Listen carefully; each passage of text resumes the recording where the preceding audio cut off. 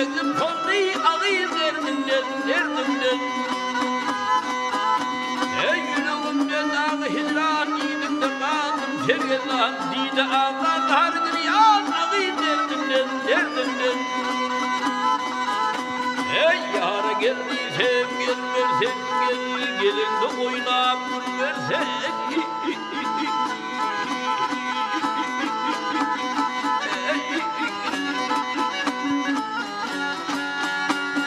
Halımdan havar anlar sevgil geldim bir yerden zulümün derdinden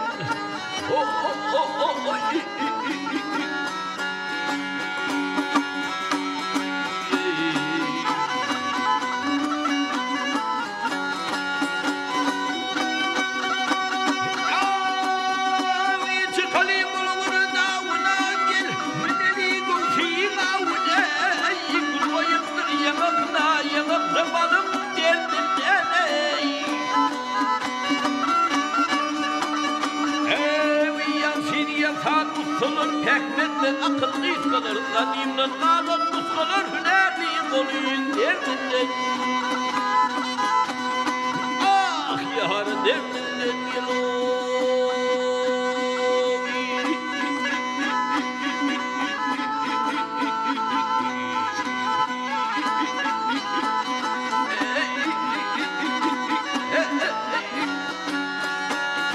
Senin derdinden gel.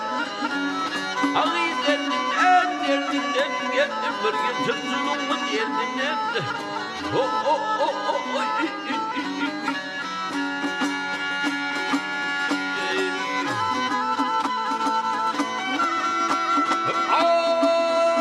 Kanımdan haber al görsen kemiğine kulum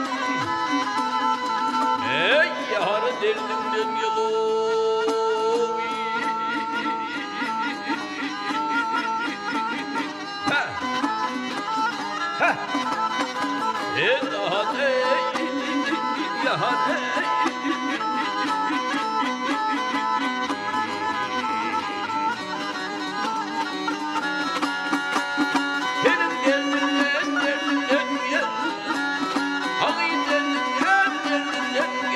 Kemiğine bunun derdinden